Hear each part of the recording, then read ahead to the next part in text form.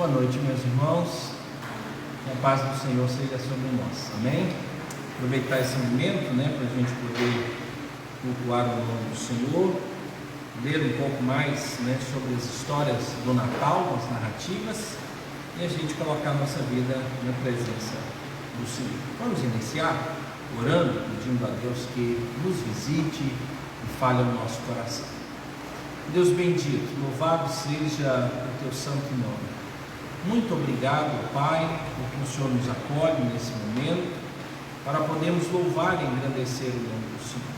Ajuda-nos, ó Deus, na nossa caminhada, que possamos sempre, ó Deus, fazer aquilo que agrada ao Senhor, proclamar o nome de Cristo Jesus para a redenção dos perdidos e fazer, ó Deus, com que a vontade do Senhor, ó Pai, se cumpra na nossa vida por meio da obediência, ó Deus, e o prazer na santidade.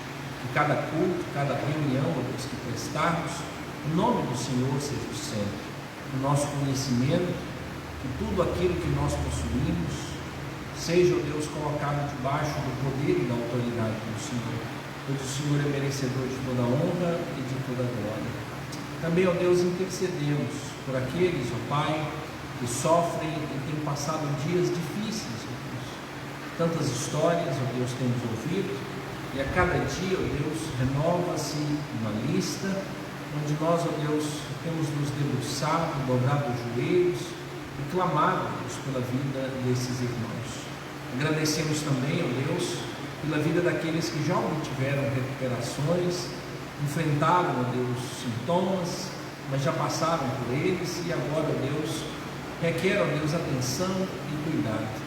Clamamos, ó Deus, por aqueles que estão internados, aqueles que estão, ó Deus, em quadros mais graves, em UTI, colocamos, ó Deus, na Tua presença, Pai, o pai da Érica, pedindo que o Senhor esteja cuidando, ó Deus, da vida dele, no agravamento e nos sintomas, e agora, ó Deus, na saída, ó Deus, para a UTI. Temos orado também, ó Deus, pelo agravamento, ó Deus, da saúde, e a necessidade de internação no UTI, ó Deus, do reverendo Roberto Brasileiro. Que o Senhor esteja cuidando da vida dele, ó Deus, dando direcionamento e colocando ele, ó Deus, nas mãos dos médicos, ó Deus. Que o Senhor também, ó Deus, esteja olhando, ó Deus, por aquela lista tão grande de outros pastores, ó Pai, que também estão sofrendo e passando por necessidade. E nos lembramos, ó Pai, de irmãos e pastores aqui da nossa região, o reverendo Tiago, o pastor Luciraldo. Ó Deus, cuida dessas vidas. E lembramos também, ó Deus, de irmãos que estão em tratamento, estão, ó Deus, em procedimentos, ó Pai. Abençoe a vida do nosso irmão Daniel, da esposa e da filha. Abençoe, ó Pai, a vida dessa família, que a mão do Senhor esteja ali. Agradecemos, ó Deus, já pela quarentena e o tempo, ó Deus, de recuperação do Edson. Pedimos, ó Pai, pela vida do Simon, seja cuidando dele também, para que todos os sintomas passem, ó Deus, e que haja descanso. E quantos outros, ó Deus, muitos irmãos nossos, conhecidos nossos, parentes, que necessitam, ó Deus, desse momento de intervenção e de cuidado do Senhor. Deus, cuida de cada um deles, tenha misericórdia, ó Deus, das nossas vidas, nos proteja, Deus, e nos dê um tempo de paz, um tempo de tranquilidade. Deus. Temos orado pela cura e que o Senhor nos conduza todos esses procedimentos. Abençoa-nos, traga tranquilidade ao nosso coração. Oramos, ó Deus, por aqueles que estão vivendo um tempo de ansiedade, um tempo, ó Deus, de escassez, ó Pai, de um ritmo de espiritualidade, daqueles, ó Deus, que têm sofrido, às vezes não pela doença, mas tem sofrido, ó Deus, pela situação econômica. O Senhor esteja cuidando, ó Deus, da vida de cada um deles. Cuida também, ó Deus, da vida física, da vida espiritual, ó Deus, da vida psicológica. O Senhor é aquele que pode acolher, ó Deus, cada um desses. Abençoe, ó Deus, também a vida do pastor Jorge, da Niciene, a esposa, e do sogro, ó Deus, e também do genro. Ó Deus, de todas as informações que recebemos, também, ó Deus, inspira grande cuidado, ó Deus. Venha, ó Deus, com a Tua mão sobre nós que nos aproximamos, ó Deus, de mais um fim de ano necessitamos, ó Deus, do cuidado do Senhor e da proteção. Em nome de Jesus, nós oramos. Amém. Amém. Irmãos, vamos ler Lucas, capítulo de número 2. Nós vamos ler do verso 21 até o verso 35.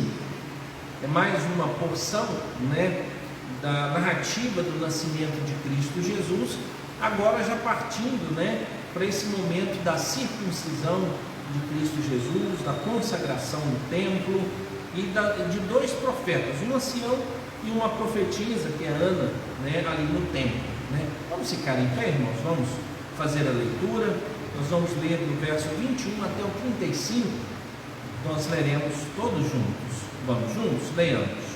Completados 8 dias para ser circuncidado o menino, deram-lhe o nome de Jesus, como lhe chamara o anjo antes de ser concebido.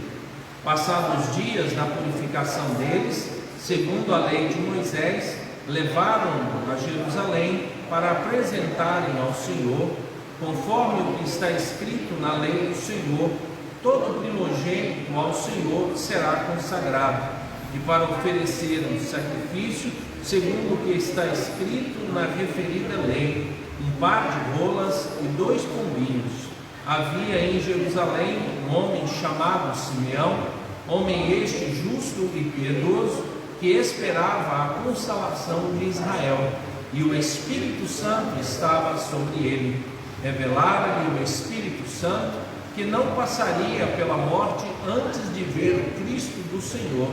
Movido pelo Espírito, foi ao templo, e quando os pais trouxeram o menino Jesus para fazerem com ele o que a lei ordenava, Simeão tomou-o nos braços e louvou a Deus, dizendo: agora, Senhor, podes despedir em paz o teu servo, segundo a tua palavra, porque os teus olhos já viram a tua salvação, a qual preparaste diante de todos os povos, luz para a revelação aos gentios e para a glória do teu povo de Israel.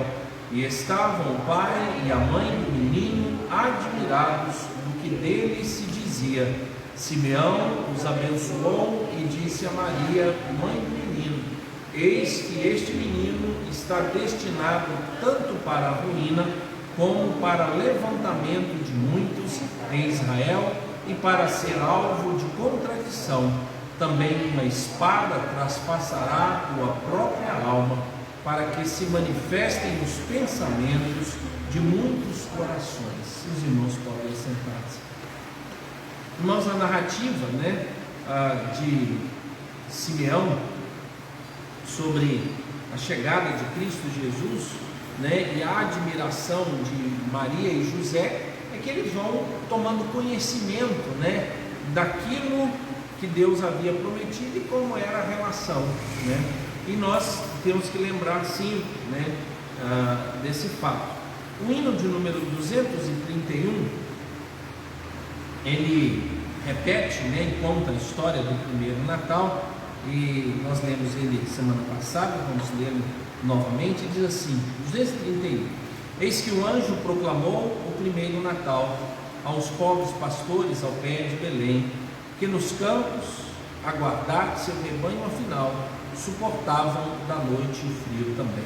De repente, lá no céu, linda estrela surgiu, e no oriente brilhou com um estranho fulgor.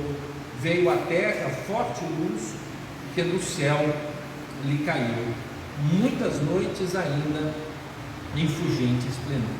Tal estrela apareceu e os magos guiou. Pela estrada a Belém, rumo certo os conduz. E chegando ali, por fim, a estrela parou, mesmo acima da casa em que estava Jesus. E os magos, com afã e sublime temor, os joelhos dobraram naquele lugar para ofertas liberais e de raro valor, qual incenso, ouro e mirra, ao menino entregar.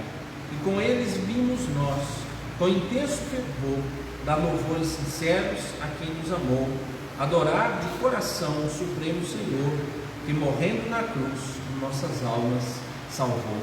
Natal é vindo ao mundo o Rei divinal. Então a manifestação de Cristo Jesus, nós já dissemos, né, não é para a gente ficar cantando parabéns, né? O propósito não é esse.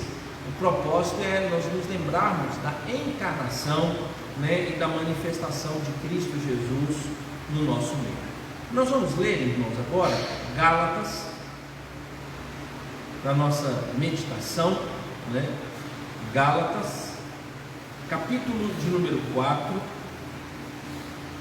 versos 4 e 6, não sei o verso de referência, mas eu gostaria de ler a porção toda para a gente se situar.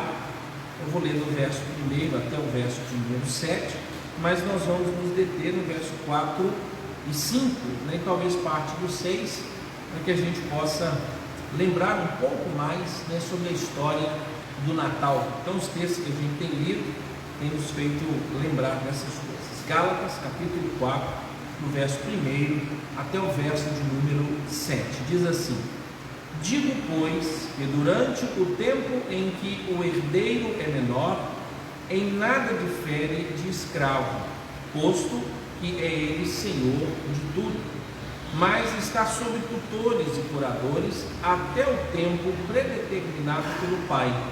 Assim também nós, quando éramos menores, estávamos servilmente sujeitos aos rudimentos do mundo.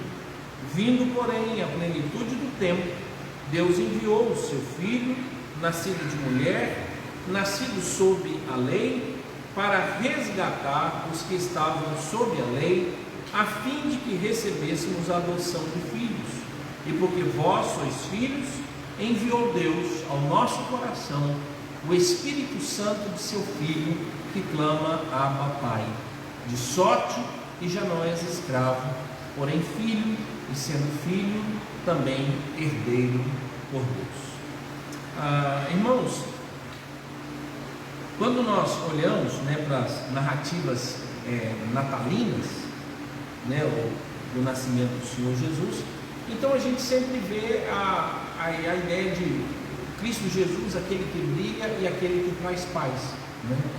E ele nasce num momento, existe um momento, e o contexto histórico é muito importante para a gente entender as orações que foram feitas ali, né?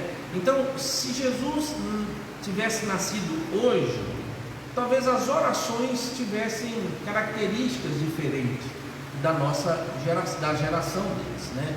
Então, se você observar uma característica, o tempo todo, tanto a oração de Ana quanto a oração de Maria, ele fala assim: ele veio destronar e destituir os poderosos e veio alavancar e levantar os pobres.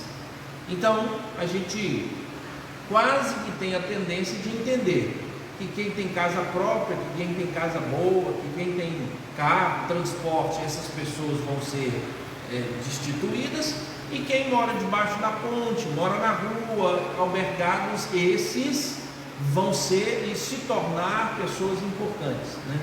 Só que pobre e rico aqui, ele não estava falando da população simplesmente, ele estava claramente dizendo que a Roma, que submeteu Israel aos seus poderes, e Israel era subordinada à nação romana, e a nação romana é que determinava tudo, embora ela ainda desse a liberdade religiosa para que eles pudessem continuar vivendo ali na região da Palestina. Então a expressão aqui é a mesma de Ana, é a mesma de Moisés. Moisés, quando faz a oração dizendo que os poderosos estavam sendo destruídos, ele está falando da nação do Egito, ela seria destituída. Quando Ana, faz as suas orações, porque a nação de Israel estava vivendo um conflito político, e aí então os poderosos daquela nação, em aliança com outros povos, estavam querendo colocar escravidão à nação de Israel. Então, quando nós lemos, nós precisamos entender isso, que era um problema político. Então, os pobres ali não eram necessariamente andarilhos e pobres da cidade em si, mas era toda a nação de Israel. Porque essa era a característica. A nação de Israel não era uma nação rica. Aí a gente lê, não, pastor, mas fala que Salomão fez isso e tudo. Mas você já viu o relato que a nação de Israel quebrou por causa de Salomão? Já leram isso? Quando Jorão e Roboão começam a discutir, um grupo diz: põe imposto, porque o palácio do seu pai tem que se manter. E um outro grupo diz: está pesado demais o imposto, vamos protestar. E aí então tem um racha, 12, 10 tribos por um lado, 2 tribos por outra.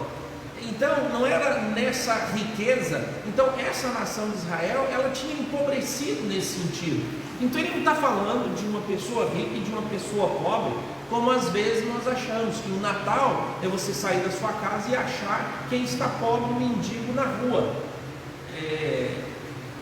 Eu sei que às vezes dá a ideia de que, não, pastor, não tem sentimento, não. O que eu estou interpretando é o texto bíblico, tá bom, irmãos? Ajudar o pobre é uma obrigação nossa. A Bíblia fala da necessidade do pobre, fala da capacidade daquele que tem, dos benefícios de quem ajuda e de como Deus ajuda o pobre. Tanto que a gente vai encontrar em Provérbios: aquele que dá ao pobre empresta a Deus, né? Por isso que toda pessoa que é beneficiada, né, e especialmente quando você usa uma pessoa ou ajuda uma pessoa que não tem recurso, qual é a palavra de gratidão dela? Deus lhe pague. Então Deus tem um compromisso com o generoso para com o pobre. Ele assim: eu não tenho como te pagar. Lembra de Paulo falando da lei da semeadura? Paulo diz assim: olha, nós vamos levantar uma oferta para os crentes de Jerusalém. Eles estão pobres, estão famintos, eles estão com necessidade. E aí Paulo fala: quem semeia pouco, pouco vai colher. Quem semeia muito, muito vai colher. Mas aí a gente acha que é o seguinte: então, quando eu tiver que ajudar, eu vou ajudar com muito. Porque ele disse que quem ajuda com pouco vai colher pouco, e quem ajudar com muito vai colher muito. Ele não está falando isso. E ele vai explicar. Ele diz assim: porque aquele que deu a sementeira é quem dá a semente. Ou seja, tudo que você possui, não possui para você. E se você quiser manter isso, saiba que você necessita ser generoso. Então, se você é alguém que não quer distribuir nada, saiba que Deus está de olho em você. E é Ele quem dá a semente, é Ele quem empresta. E se Ele secar, você não tem nada. Então Ele não está fazendo um exercício de agora eu vou dar mais, como tem acontecido, né?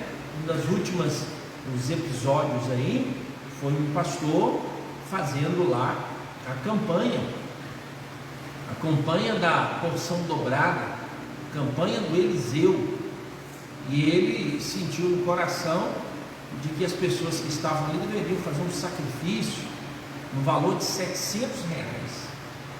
E aí você vai fazer o sacrifício, Deus te abençoar e tudo. Mas ele não se deu por satisfeito, e ele falou que existia um outro grupo que devia ter mais dinheiro lá, e o sacrifício dele era pouco, 700 era muito pouco. Então ele deveria fazer um sacrifício de 7.000. O que é isso? Ele levar o dinheiro e colocar lá na igreja, e ele garante que Deus abençoaria. Mas ele diz: não sou eu que vou te abençoar, é o Deus de Eliseu. Ou seja, ele já está transferindo. Se Deus não abençoou, é o problema de Deus. Se foi Deus, então beleza. E aí então ele disse: mas eu sei que aqui nesse grupo tem gente que tem mais de 700, tem gente que tem mais de 7.000. Então 70.000 é o seu sacrifício para você fazer. Aí, irmãos, baseado em quê? Quem semeia pouco, colhe pouco. Quem semeia muito, colhe muito. Mas ele não está falando de finança, ele está falando de generosidade. Ele não está falando de entrega de dízimo e oferta na igreja, nada disso. Ele não está falando de sacrifício em altar nenhum, nada. Ele está falando que o Deus da sementeira é quem vai suprir toda a necessidade que você tiver. Por isso, então, não tenha medo de dar, não tenha medo de contribuir, porque quem te deu é quem vai continuar te abençoando. Por isso que a Bíblia diz que o generoso será lembrado em dois aspectos: por Deus e pelas outras pessoas, dizendo assim: olha, não era essa pessoa que nos ajudava, não era esse, né? Nas minhas histórias de infância, uma das horas que eu mais gostava de estar numa região onde os meus parentes moravam, era a hora que um senhor fazendeiro, ele chegava nas terras, e a gente ouvia o zoar da Brasília dele de longe. O que a gente fazia? A gente ia para a porteira, e aí a gente ignorava na porteira. Para quê? Para quando ele viesse, ele nem precisar descer, e a gente então abria a porteira, e a gente sabia que uma ou outra coisa ia rolar, ou um saco de pão de sal. Gente, comer pão de sal na roça, quando você não tinha, era uma coisa maravilhosa, aquele negócio, ele podia estar murcho, mas era um negócio sublime, porque lá você não comia pão de sal assim da cidade, ou senão umas moedas rodavam no ar, assim, e caíam, tá, e a gente ia lá e catava aquelas moedas tudo, e aí a ideia era essa, né? Aquele homem é um homem que a gente ajuda ele, mas ele é generoso, e ele trazia os pães, justamente para a meninada que abria a porteira e tal. Eu morava na cidade, mas eu ia para passar as férias, e aí então eu aproveitava, e é assim, Deus, Ele honra, Ele cuida, mas o princípio é que não é uma troca e nem é um sacrifício.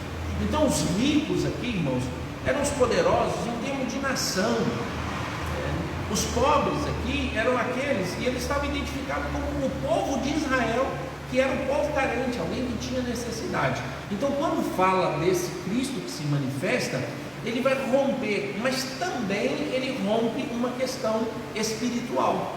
Mas dali para frente você vai ver que a nação de Israel é cuidada, Cristo Jesus trata, Cristo Jesus tem um problema gravíssimo com a fé daquelas pessoas, tanto que João vai dizer, ele veio para os seus, mas os seus não receberam, né? Você pode até dar uma olhadinha no início das trajetórias de Cristo Jesus, ele conta parábolas, e essas parábolas, elas tinham um objetivo muito claro.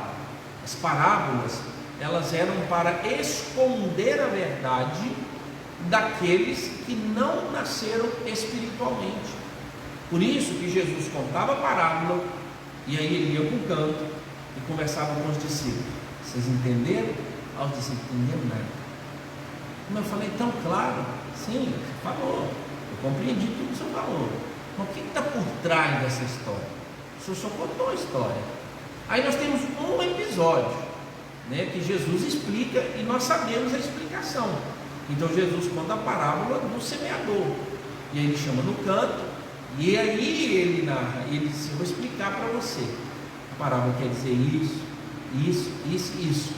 Aí eles mesmos dizem assim: agora está fácil para entender. E aí Jesus diz assim: sabe por que eu não expliquei para a multidão?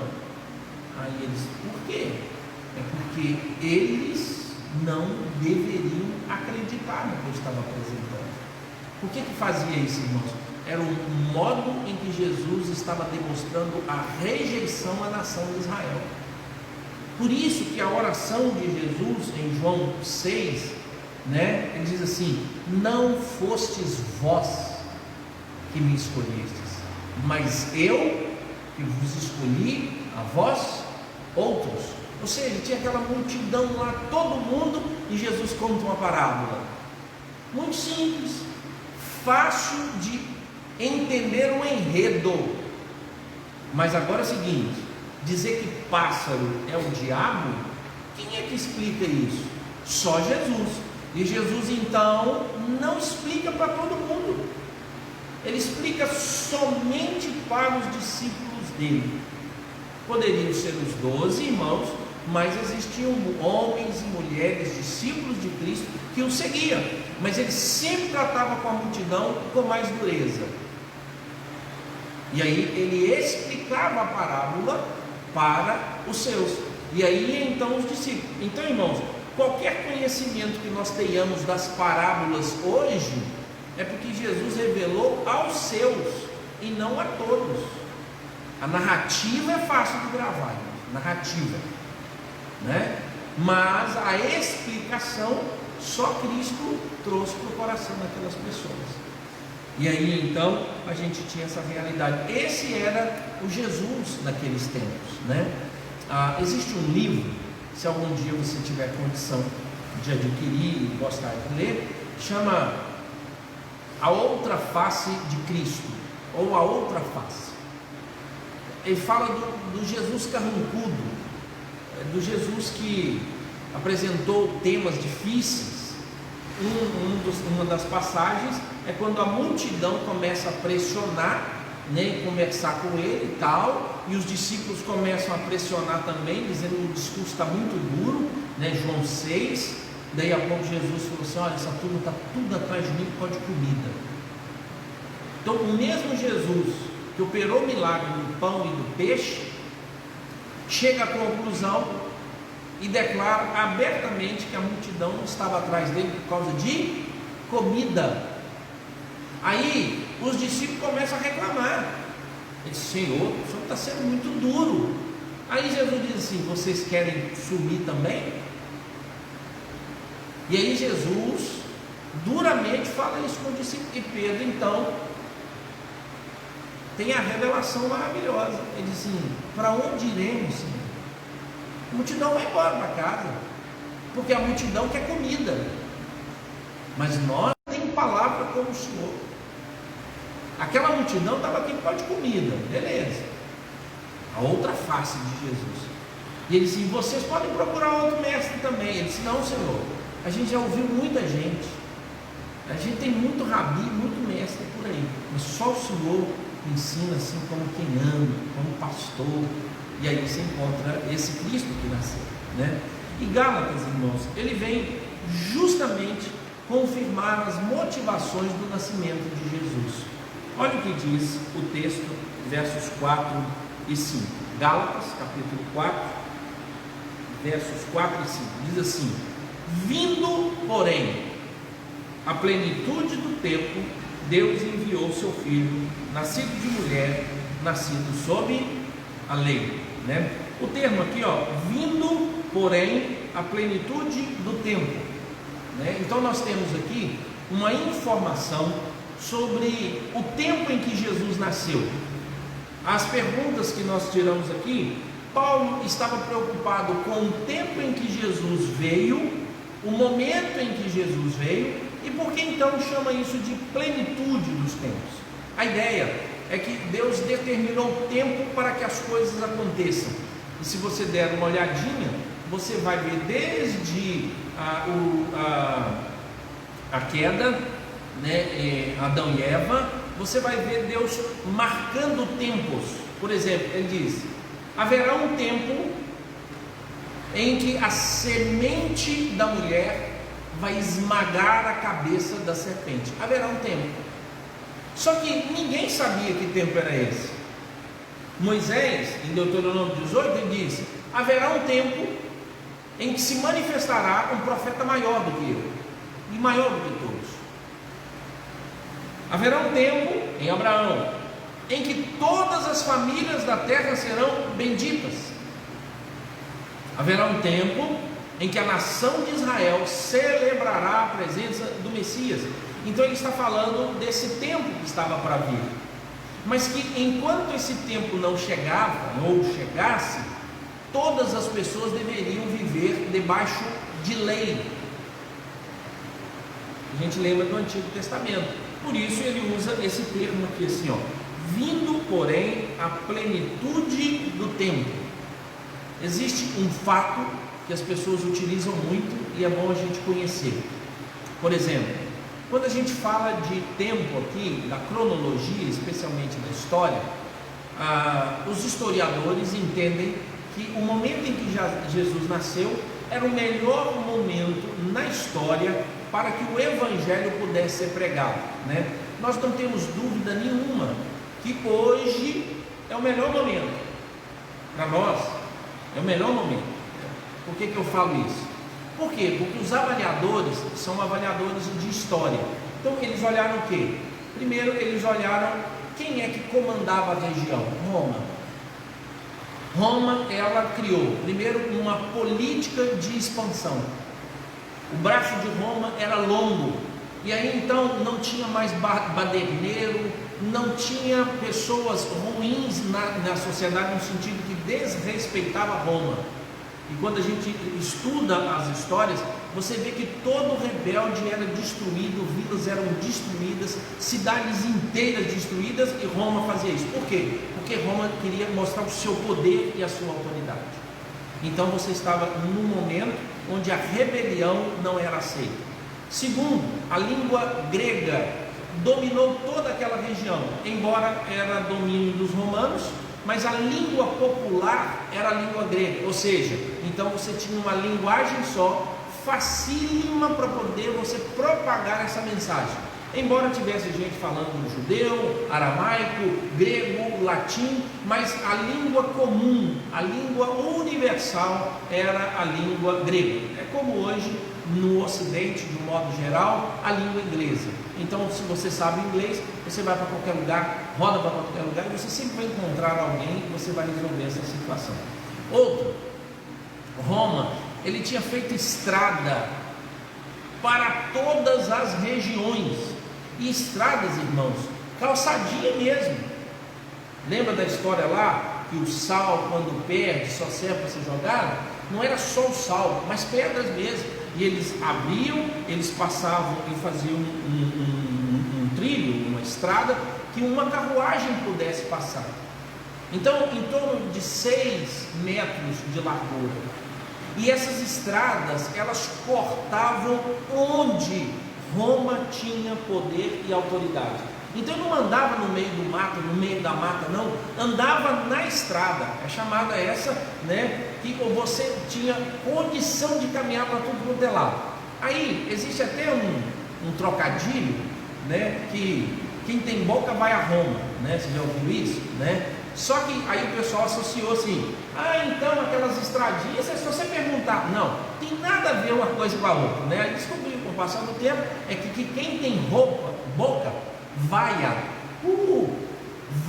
de vaiar Roma, ou seja, porque Roma abusava da sua autoridade.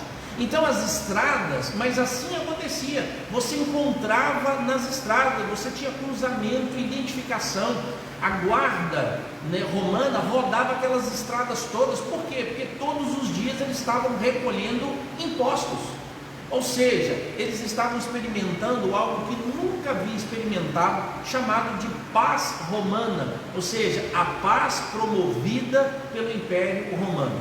Só, irmãos, que ainda que todos os historiadores apresentem isso como motivação para essa ideia da plenitude do tempo, a maioria dos teólogos pedem que a gente não estabeleça isso como o melhor momento. Por quê?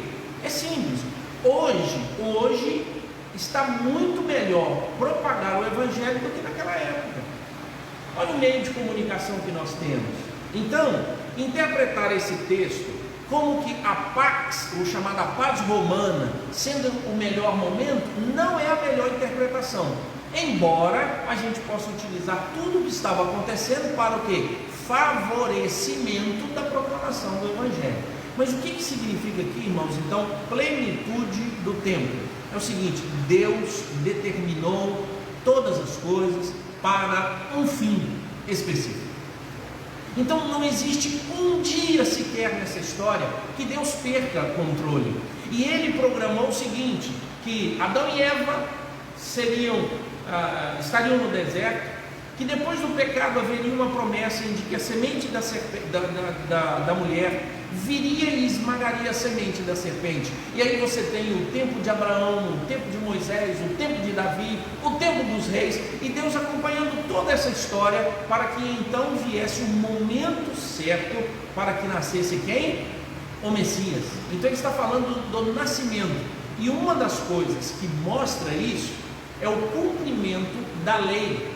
Ou seja, a lei veio justamente para dizer assim: nós precisamos cumprir a lei, mas somos incapazes. Precisamos cumprir a lei, mas somos incapazes. E na hora que o povo de Israel se viu abandonado por Deus, foi o momento certo para que quem pudesse vir? Jesus. Lembra, em um dos estudos nós falamos que durante 400 anos a nação de Israel não recebeu visitação de nenhum profeta. O que Deus fez? Deus se retirou. A glória de Deus abandonou a nação de Israel. Por isso a nação de Israel vivia debaixo do poder. Desde a época, irmãos, em que eles foram levados para a Babilônia, Deus está acompanhando justamente o abandono da fé da nação de Israel. Mas chegou um momento, ou seja, agora está na hora. Esse é o momento. O apóstolo Paulo chama esse momento de outro momento também. Ele chama de o tempo dos gentios. É o tempo em que a aliança com Deus encerraria, a antiga aliança encerraria e começaria-se uma nova aliança. E o apóstolo Paulo chama de o tempo dos gentios. Deus tem controle. Então Jesus nasceu na hora certa, no dia certo, no momento certo. Tudo estava proclamado por Deus. Deus havia ordenado todas essas coisas. Pedro fala que os profetas falaram nesse tempo. Isaías evangelizou sobre essas coisas. E aí então seria agora o momento da reviravolta. Por isso nós devemos olhar para o dia em que Jesus nasceu como o grande momento de transformação no mundo, e especialmente para a fé cristã. Agora é com Cristo Jesus que nós vamos resolver essas coisas. Vindo, porém, a plenitude do tempo, Deus, agora o segundo ato, Deus enviou seu Filho. Então a gente sabe disso. A palavra que aparece aqui como enviar, irmãos, é a palavra que dá origem ao termo apóstolo. A ideia de alguém que tem uma missão. E Cristo Jesus falou assim: assim como o Pai me enviou, eu vos envio, né? Mas existe aqui, irmãos, na língua grega, algo que nós não percebemos, mas no português ele não vai ajudar a gente, é só na língua grega, que fala sobre o que? Deus enviou, e para tirar justamente um problema grave, que é o problema da pré-existência de Cristo Jesus. A pergunta que é feita é o seguinte: Jesus nasceu e ele apareceu quando Maria ficou grávida, ou a segunda pessoa da Trindade já existia? Então enviar aqui não é algo que naquele momento surge, mas era algo que já vinha de uma missão. A língua portuguesa ela não esclarece para nós. Então Jesus não foi enviado a partir daquele momento. Vou explicar por quê, irmãos. Um grupo na história da igreja, e até hoje, acredita que Deus se manifestou em etapas. Então no Antigo Testamento ele se manifestou como Deus, e aí então ele se manifestou como Jesus. Então ele deixa de ser Deus Pai e só é Jesus. E depois que ele foi embora, ele virou o que? O Espírito Santo. Então você tem Deus Pai, mas para que Jesus se manifeste, Deus Pai deixa de existir. É o modo, chama-se modalismo. Então no Antigo Testamento Deus se manifestou como Pai, depois ele se manifestou como Jesus, e depois ele se manifestou como Espírito Santo. Ou seja, isso é uma negativa da Trindade. Você diz que não existe Pai, Filho e Espírito Santo, mas existe um modo de se manifestar. Ele se manifestou como Deus Todo-Poderoso lá, depois ele se manifestou como Jesus, aí por isso ele foi embora. Ele indo embora, depois que ele foi embora, veio o Espírito Santo. São chamados de modalidades. Essa heresia é chamada de modalismo, dizendo que Deus não é aquilo que nós temos visto como o Pai, o Filho e o Espírito Santo, né? Três pessoas, né? Com as suas características, três no seu poder, na sua essência, mas eles disseram, são manifestações, e quando um vem, o outro deixa de agir. E aqui nós encontramos justamente uma negativa sobre isso. Cristo Jesus é pré-existente, ele existia antes, ele é o Deus Todo-Poderoso, ele é a segunda pessoa da Trindade que recebe uma missão para poder estar conosco. Então o termo, né, que nos aparece aqui, vindo porém a plenitude do tempo, Deus enviou seu Filho. nascido de mulher. Então é a terceira expressão aqui. Por que nascido de mulher? Paulo não está defendendo o nascimento sobrenatural de Jesus aqui não. Paulo está defendendo o nascimento natural de Jesus. Mas ele não tinha que falar, sobre o nascimento natural da Virgem, que era Maria, dele sem pecado? Não, ele está dizendo o seguinte, que havia necessidade de um representante dos homens nessa terra, e um homem que ele tinha que nascer do modo natural. Alguém poderia perguntar, não, Deus poderia, ou Cristo Jesus poderia ter manifestado como? De outro modo, de um dia para o outro aparecer na frente como os anjos, e aí então ele, nessa aparição, ele permanecer. Não era, segundo as Escrituras, irmãos, o único modo em que Jesus deveria aparecer nesse mundo seria somente por meio da encarnação, para que ele pudesse ser útil. Porque nascido de mulher? Existem dois aspectos. Alguns poderiam achar que era por ser o modo humilde. Nascido de mulher não foi sobrenatural, no sentido que ele apareceu do nada, mas ele nasceu de uma mulher.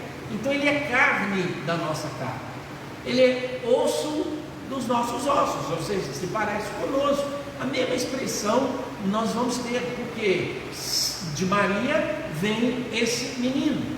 O segundo aspecto aqui era o cumprimento da profecia, que está em Gênesis 3,15, que fala que Deus colocaria inimizade entre a mulher e a serpente, e que a semente da serpente feriria o calcanhar da semente da mulher, mas a semente da mulher esmagaria a cabeça da serpente. Por isso, então, precisava concluir isso. Então, Jesus não podia vir de outro modo. Jesus só poderia ter vindo, nascido de mulher. E a terceira expressão, alguns tentam, mas eu acho que Paulo não estava querendo defender isso, da exclusividade de não ter tido ela relação com o homem.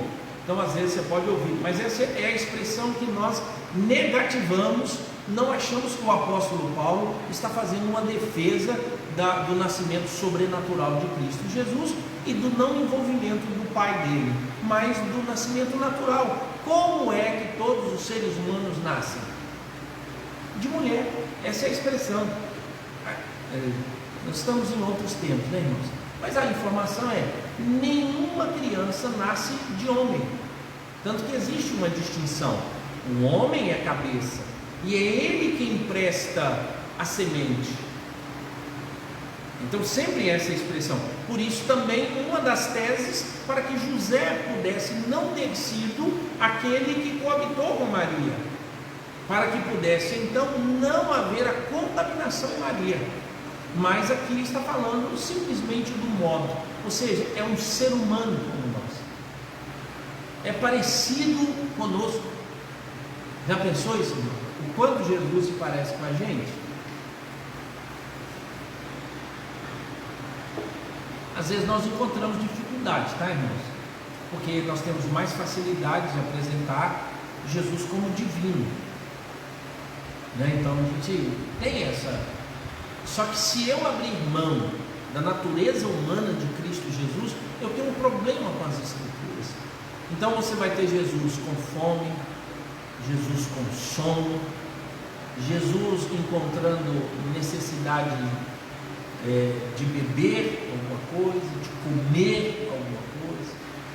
Jesus expressa a sua humanidade o tempo todo. Aí alguns até perguntam, depois que ele morreu, ressuscitou, está no céu e continua sendo homem? O mesmo homem, do mesmo modo, do mesmo jeito, assim como ele encarnou e caminhou aqui. Então nós recebemos isso. Por quê? Para que Cristo Jesus pudesse cumprir a missão. Olha a outra expressão: nascido de mulher, nascido sob a lei. Então, aqui está dizendo assim, ele não nasceu no período da graça, ele nasceu no período da lei. E aí ele tinha que cumprir o quê? Toda a lei. Por isso que eu li o texto lá que Jesus foi levado primeiro no 8º dia circuncidado, e depois ele foi levado ao templo para cumprir o quê? A lei. E Mateus vai narrar que Cristo Jesus, lá no Sermão do Monte, ele diz: eu não vim para descumprir a lei, eu vim para guardar a lei. E ó, irmãos, Cristo Jesus guardou toda a lei, todos os pré-requisitos para aqueles que deveriam ser chamados de santo. Cristo Jesus fez. Ele guardou todos os mandamentos, ele guardou todo o princípio bíblico de obediência a Deus. Jesus guardou os 10 mandamentos, ele fez aquilo que era necessário fazer. Por isso ele pôde conquistar a morte na cruz por nós. Então a vida de Jesus foi uma vida sem pecado, A gente vai além. Jesus nunca poderia ter pecado. Jesus, ele lutou contra o pecado, mas ele nunca poderia, porque não tinha natureza pecaminosa. Então era impossível a Cristo Jesus pecar, mas ele viveu debaixo de toda a pressão para ser tentado e cumpriu a lei. Por isso então ele é chamado aqui de nascido sob a lei, ou seja, debaixo da lei. Ele não nasceu fora. Talvez uma das marcas aqui, irmãos, é que Jesus não é um gentio, Jesus não era um pagão, é que Jesus era verdadeiramente um servo do Deus Altíssimo, um filho do Deus Altíssimo. E aí agora vem a conclusão, olha, e diz assim: para resgatar os que estavam sob a lei. Por que ele nasceu sob a lei? Para resgatar os que estavam sob a lei. Então esse é Cristo Jesus. E quem ele vai resgatar primariamente, irmãos? Ele vai resgatar aqueles que estavam debaixo da lei. Quem é que estava debaixo da lei? Os judeus, caracteristicamente. E agora Cristo Jesus veio para inverter. Ele diz assim: agora eu vou fazer com que as pessoas não guardem mais a lei. Eu nasci sob a lei, vivi debaixo da lei, eu venci a lei, eu morri na cruz. E quando eu morri na cruz, todos aqueles que viviam debaixo da lei agora estão livres de viver sob a lei. Agora eles estão totalmente livres. Isso quer dizer, irmãos, que tanto judeus quanto gentios agora não vivem mais debaixo da lei. Pastor, como é que os gentios viviam debaixo da lei? Romanos diz que a lei é cravada no coração dos pagãos, mesmo eles não sabendo. Ou seja, todo pagão vivia debaixo da lei, mas de forma gravada no coração. Por isso eles colocavam normas, como devia viver, o que devia fazer, como tal. E os judeus sabiam da lei, mas eles estavam desobedecendo a lei. Por isso Deus colocou todos debaixo da condenação. Então tanto judeu quanto grego estavam condenados baseado em quê? Na lei. E Cristo Jesus veio e cumpriu toda a lei para que ele pudesse viver para essas pessoas e essas pessoas viverem fora ou agora debaixo da graça, ou movidos e vivendo pelo Espírito. Então, verso de número 5, para resgatar, a palavra aqui é escravidão. Escravidão. Então, alguém era escravo de quê? Escravo da lei. O que fazia uma pessoa ser escrava da lei? O pecado. É isso que faz ser escravo da lei. Porque a lei diz que você é pecador, e você não consegue cumprir a lei porque você é um pecador. E aí cada vez que você tenta cumprir a lei, você não consegue, você descobre que tem pecado. Então você é escravo da lei, porque o pecado habita em você. Mas quando o pecado é arrancado, ou seja, Cristo Jesus, a hora que morreu na cruz por nós, o nosso pecado foi arrancado, o nosso pecado já foi pago. E a lei então não pode dizer para nós, se você não fizer isso, você vai para o inferno. A lei não fala mais isso. A lei não grita mais isso. Ela não informa mais. Mas agora, como é que nós somos tratados? não mais como escravos, mas agora nós somos tratados como filhos. Então o Natal, irmãos, é a manifestação. Então, na verdade, não existe manjedoura sem cruz, não existe Natal sem Páscoa. Ou esse é o modo de ver a Páscoa no Natal, o resgate. Não foi isso que o povo de Israel sofreu debaixo das mãos de Moisés? Moisés foi lá resgatá-los. Vou tirar vocês daqui, ó. Eu estou com uma missão, vou tirar vocês dessa escravidão. Quem é que mandou você? Foi o Deus Todo-Poderoso. A missão de Moisés era resgatar a nação de Israel. Qual é a missão de Jesus? Resgatar-nos do pecado. Verso 5 encerra: para resgatar os que estavam sob a lei, a fim de que recebêssemos a adoção de filhos. Ou seja, nós não somos mais escravos, agora nós somos filhos. Quem mandou a lei, irmãos? Foi Deus. Deus nos escravizou à lei por causa do pecado que estava em nós. Quando Deus tratou o problema do pecado, o próprio Deus disse: a lei agora não tem mais sentido, então vocês estão livres, eu não vou cobrar mais de vocês, porque agora vocês são o quê? Meus filhos. Porque o irmão de vocês veio aqui e resgatou vocês. Por isso é chamado de filhos adotivos. Enquanto que lá no início, vindo porém a plenitude do tempo, Deus enviou seu Filho para nos resgatar da lei, que funcionava a partir do pecado, que agora o pecado já não existe mais em nós, a lei não pode nos cobrar, e nós nos tornamos agora co-herdeiros com Cristo. Nós somos irmãos, e por isso a Bíblia nos chama de filhos de Deus. Vamos olhar aqui, irmãos. Eu sempre gosto de ir a esse texto, para que a gente possa lembrar muito bem. João capítulo 1,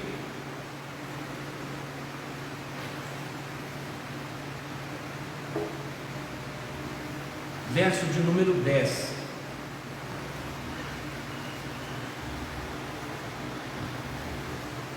João capítulo 1, verso 10 em diante, diz assim, ó: o verbo estava no mundo, é Jesus.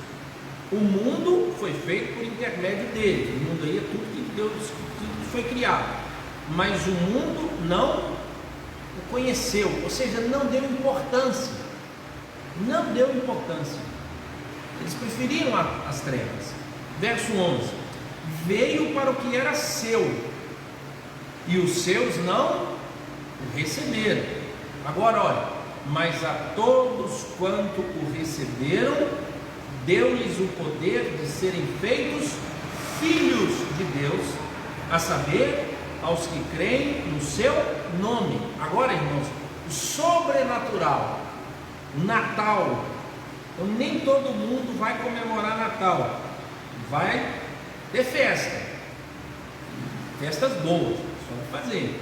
Mas olha o verso 13: os quais não nasceram do sangue, nem da vontade da carne, nem da vontade do homem, mas de Deus. Agora o resumo lá de Gálatas 4: e o verbo se fez carne e habitou entre nós, cheio de graça e de verdade, e vimos a sua glória, glória como do unigênito do Pai. Lembra que Deus ficou 400 anos sem falar com o povo?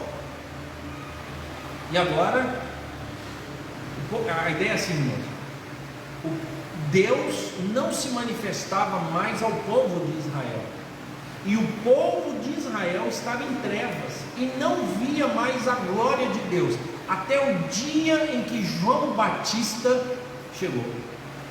O dia que João Batista apareceu, a glória de Deus reviveu. Só que João Batista diz: não, mas a glória não está em mim, eu estou aqui para aprontar a glória. E aí então, quando Jesus nasce, a glória de Deus se manifesta. Depois de 400 anos aparece Cristo Jesus. E aqui encerra, irmãos, a última expressão, recebêssemos adoção de filhos. Verso 6: e porque vós sois filhos, enviou Deus ao nosso coração o Espírito de seu Filho, que clama: Abba, Pai. Né? Então quem vai comemorar Natal, irmãos? É só quem tem o Espírito. E aqui é chamado o Espírito do Filho. Aqui, irmãos, é o verdadeiro Espírito do Natal. É o Espírito da encarnação. Quem é o Espírito do Filho? É o Espírito Santo, tá, irmão? Porque ele falou: se eu não for, eu não vou enviar-lhes o Espírito.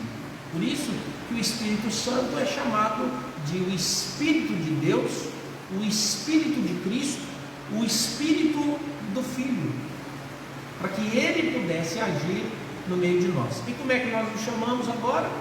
Nós não somos mais escravos, nós somos agora filhos. E aí ele diz: Abba, Pai. O que significa Abba? Todo mundo, de modo geral, já aprendeu que Abba é papai. Papai. De vez em quando você encontra os homão barbudo na frente da igreja, de terno, gravata, e eles falam assim: papaizinho querido. Então vamos corrigir aqui, né? O termo aqui, irmãos, ele não está falando assim. O que significa Abba? Abba é Ava, pai, né?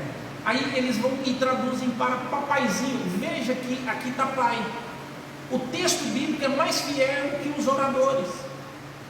De vez em quando meio chorando assim: não, papaizinho querido. Não é, irmão, não é. Não é papaizinho, não é papai, é pai. Mas a expressão está em como se fala pai. Aí sim. O termo aqui é quando uma criança que ainda não pronuncia da melhor forma o nome do pai, mas ele sabe que esse pai é o pai que o ajuda, é o pai que o socorre. Sabe aquela figura linda de pai? Que a gente até hoje a gente briga porque ela apresenta um homem muito masculino, e a gente briga porque nem todo pai é assim. Não, mas se você fosse imaginar, e a figura é essa, tente imaginar que você está perdido numa feira onde tem diversas pessoas e você é uma criança. A criança, quando ela chama o seu pai, é comum, tanto que a gente acha até engraçado o modo de se falar. Ele fala muito mais rápido do que simplesmente pai. Não, você fala assim: oh pai, que bom te ver. Não, era um grito de desespero. Aí então vem essa ideia de que é uma criança sozinha clamando pelo seu pai. Por isso então disseram que é melhor falar papai. A ideia de desespero, mas não é para chamar tão íntimo no sentido e tão infantil, mas é pela expressão de se falar, chamar a Deus de pai, porque ele é aquele que traz socorro imediato para cada um de nós, porque agora ele não nos trata mais como escravos da lei, mas ele nos trata como o seu filho. Por isso a melhor expressão não será, hora nenhuma, chamá-lo de papai ou de papaizinho, porque não era essa expressão, mas era de uma criança confiante, que sabia que se gritasse o nome, automaticamente, né? Olha para você ver como o apóstolo Paulo define. Ele diz assim: assim, pois, irmãos, somos devedores, não à carne, como se constrangidos a viver segundo a carne, ao espírito natalino. Porque se viverdes segundo a carne, caminhais para a morte. Mas se pelo Espírito mortificardes os feitos do corpo, certamente vivereis. Pois todos os que são guiados pelo Espírito de Deus são filhos de Deus. Porque não recebestes o espírito de escravidão, para viverdes outra vez atemorizados, mas recebestes o espírito de adoção, baseados no qual clamamos. É um grito. Então pai aqui é alguém que precisa de apoio, não é simplesmente: oh papaizinho queridozinho, que vem cá, e tal, como a música foi, eu quero fazer um cafuné, coçar seu cabelo, e tem que criar uma música justamente baseada nessa imagem desse papaizinho, né? O exagero, mas aqui é a ideia de que agora você não tem medo dele, e que agora você pode gritar, você pode pedir ajuda, como uma criança carente, que ele virá sem problema nenhum, porque agora nós somos filhos e não escravos. O verso 16 encerra: o próprio Espírito testifica com o nosso espírito que somos filhos de Deus. Ora, se somos filhos, somos também herdeiros, herdeiros de Deus e co-herdeiros com Cristo. Se com ele sofremos, também com ele seremos glorificados. Irmãos, Cristo Jesus nasceu no tempo certo, segundo o tempo de Deus e não os nossos dias. Cristo Jesus foi enviado, o primeiro missionário, primeiro apóstolo, por isso que ele é o autor e consumador da nossa fé. Ele é nascido de mulher, ele é homem. Temos um advogado diante do Pai. Nós temos um único mediador entre Deus e os homens, Cristo Jesus, homem. Nasceu, sob a lei. Cristo Jesus cumpriu toda a lei, para que nós pudéssemos estar livres desta lei. Cristo Jesus nos resgatou da escravidão da lei, porque o pecado fazia isso, para que agora nós não sejamos mais escravos, mas sejamos filhos adotivos, mas somos filhos. Por isso, irmãos, nós chamamos Deus de Pai, aquele que pode nos ajudar, aquele que pode nos socorrer, aquele que entende a nossa dor. Nós não somos mais escravos, Por isso, irmãos, o Espírito Santo de Deus habita em nós. Quando fomos adotados, Deus enviou o Espírito para que ele vivesse em nós, para que não vivêssemos acovardados, mas para que pudéssemos ter coragem. E nos dias da aflição, a gente viver sobre a orientação do Espírito. Isso é Natal, irmãos. Natal é a Páscoa acontecendo em nosso meio. João foi quem resumiu isso muito bem. Quando viu Cristo Jesus passando, ele diz: eis o menino da manjedoura que nasceu em Belém, com os pastores. Não, ele diz: eis o Cordeiro de Deus que tira o pecado do mundo. Que Deus nos abençoe, e a gente lembra aí de celebrar o Natal nessa pegada, e agora não tem muitos presentes, muitas coisas, é um bom momento para a gente lembrar de Cristo Jesus nessas condições também. Vamos ficar de pé, vamos orar. Deus amado, muito obrigado, Deus, pela tua palavra e o quanto ela nos ensina, Deus, sobre essas verdades do Natal, o verdadeiro espírito do Natal.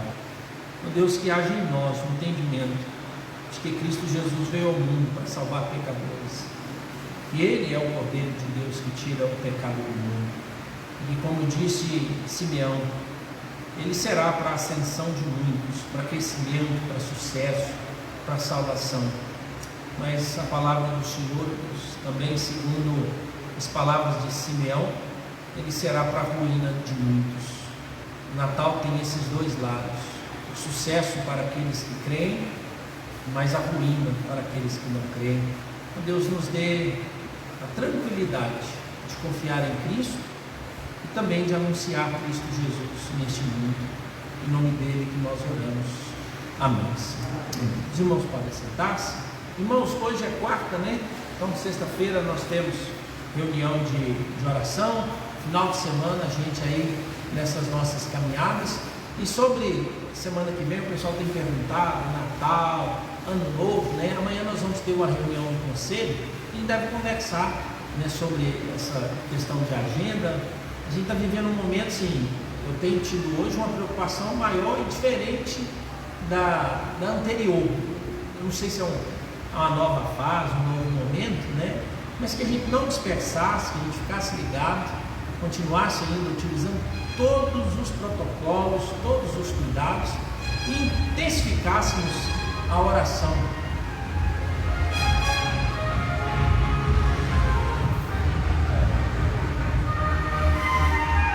Que a gente intensificasse.